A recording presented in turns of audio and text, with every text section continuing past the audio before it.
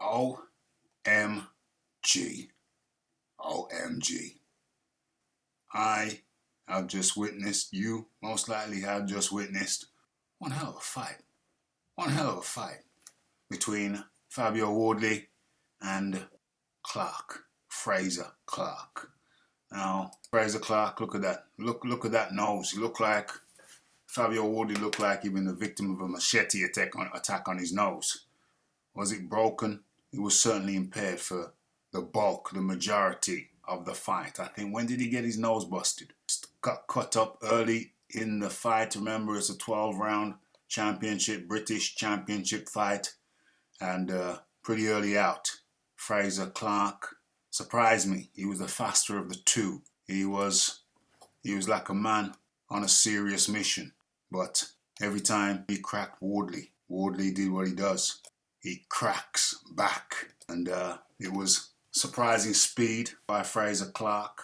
But I had to wonder, how long would it last? See, Frazer Clarke is the Olympic pedigree. He's a man with the amateur pedigree. Whereas Fabio Wardley, he had 4 white-collar boxing matches. Yeah, that's white-collar. That's not an amateur pedigree. 4 white-collar boxing matches. So, inevitably, Frazer Clarke was always going to be the man who was the slicker of the two. The one with the better boxing pedigree. The one with the better boxing technique. That's Frazer Clarke in the grey and yellow, for those who don't know. Fabio Wardley in the blue. And sure enough, it came to pass that Frazer Clarke had the cleaner technique, but he went out fast. And I thought, yeah, he's not going to make it. He's not going to make it. After a few rounds, he started his holding techniques. And he was a bigger, heavier man, so he was holding and trying to weigh the man down. And yeah, with his busted nose, yeah, talk about the busted nose. One thing that was very apparent was the skill gap. There was a skill gap, but there wasn't a heart gap. Or if it's a battle of the hearts, then you'd have to give that to Fabio Wardley. Yeah, but that said, it don't mean that Frazer Clarke's got a chicken heart. Not saying that at all. It's just that Wardley compensates for the skill deficit with the heavier hands and maybe the bigger heart, maybe fractionally, and definitely the bigger gas tank. But with his nose being impaired, severely impaired, perhaps broken, and the gas tank issue, that was kind of nullified now because the man's got trouble breathing. So that then nullified his gas tank advantage, because if you can't breathe, then your gas tank will inevitably be impaired. It was a very difficult fight to score because so many of the rounds were tit for tat. But it was clear that Wardley was the heavier puncher.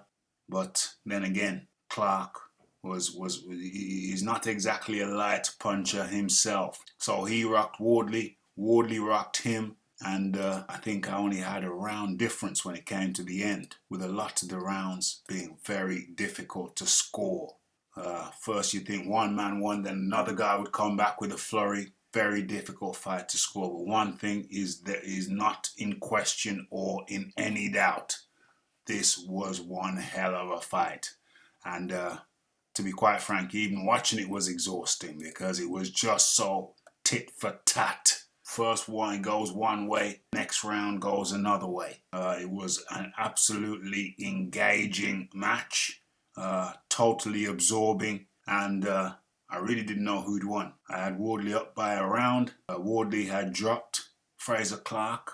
What round was that? Where's my scorecard? He dropped Frazer Clarke in the 10-8 round, in the 5th round, and then Frazer Clarke was deducted a point in the 7th round. So that was a 9-9 round, and Frazer Clarke was winning that round, 7th. So once again, like I say, it was tit for tat all the way. But one guy was carrying a serious injury, and that was Fabio Wardley. So I think it was a hell of a gut check for both, but perhaps more of a gut check when you're nursing an injury that's preventing you from breathing freely. So perhaps a bigger gut check for Frazer Clarke. I was calling for them to just trainers just save him, get him out of there, because definitely it's a disadvantage with the nose, which, like I said before, looked like he'd been the victim of a machete attack. But he made it through and was actually rocking and sucking Frazer in the latter stage of the fight, the last few rounds. He had some big last rounds when you thought he should be losing, and then he come back and win the damn round. What a hell of a humdinger. There's things that both of them need to work on. Frazer Clarke definitely needs to work on his gas tank. I don't know what's going on there, but he's a big guy. But can he be improved? I would like to think so. The gas tank seems to be his chief problem. That's Frazer Clarke. As for Fabio Wardley, definitely he's impaired due to his lack of amateur pedigree. His head movement is impaired. His blocking with the hands is impaired. He needs to get them hands up. He needs to interfere, learn to interfere with the rhythm of his opponent with hand work. Yeah? So head movement, getting your head off the center line, learning that, practicing that, getting that ingrained, getting his hands up to block at least the front hand, you know, getting your stance right, getting your hands up, or at least one hand up. And definitely wants to learn to play with the hands, parrying and interfering with his opponent's punches. There are a number of ways that he can do that. So there's things for both of them to work on, but I have to say an absolutely enthralling and worthwhile main event. So what say you? It's the Raphael Dawkins. It's the Combat Radio. Like, subscribe, for sure get your comments in, comment, and share.